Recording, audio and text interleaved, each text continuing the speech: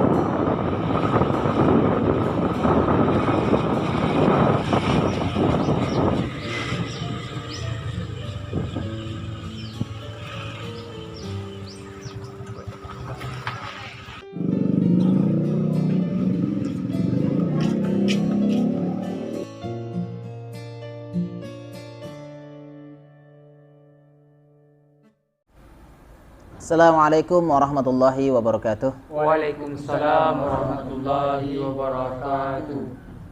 Innal hamdalillah nahmaduhu wa nusalli wa nusallimu ala rasulil karim wa ala alihi wa sahbihi rasulillah ajma'in, amma ba'd. Alhamdulillah pemirsa, kami relawan S3 sudah menyerahkan hasil sedekah masyarakat pada Rabu kemarin. Kami sudah realisasikan berupa sembako dan alhamdulillah berjalan dengan baik.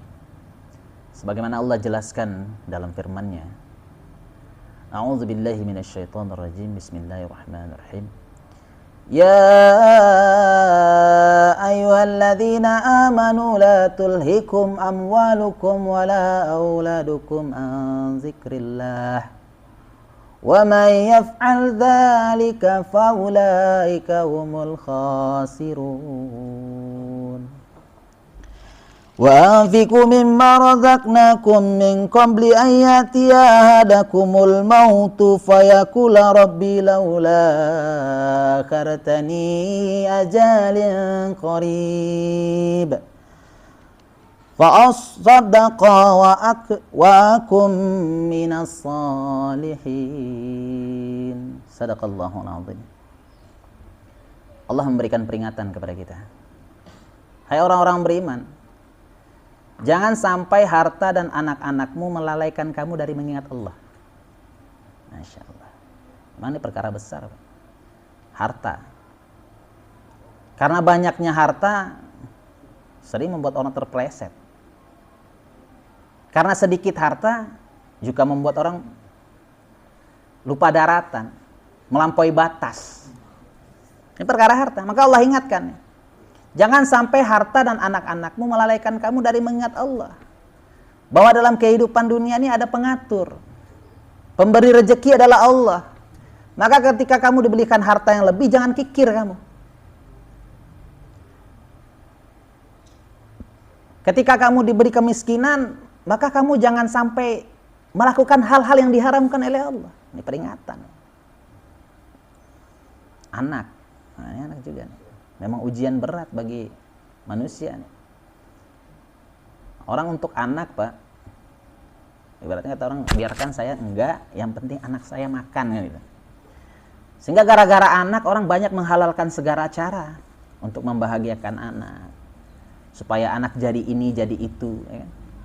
Yang penting anaknya jadi orang terhormat, nggak peduli nih perkara ini haram halal, tidak peduli. Ini sering orang lupa gara-gara anak. Maka Allah ingatkan di dua hal ini. Hai orang-orang beriman, jangan sampai harta dan anak-anakmu melalaikan kamu dari mengingat Allah. Bahwa nanti ada pengadilan. Wa may yaf'al dzalika faula humul khasirun. Barang siapa yang lalai karena anaknya mengingat Allah, lalai karena hartanya dari mengingat Allah, maka sesungguhnya ada orang yang paling rugi. Wah. Kerugian seperti apa yang Allah bayangkan? Kalau Allah yang mengatakan rugi, hadirin, ini kerugian yang akan kita tanggung apabila kita lalai dalam perkara ini tidak bisa diperkirakan dengan pikiran kita. Karena Allah yang mengatakan rugi.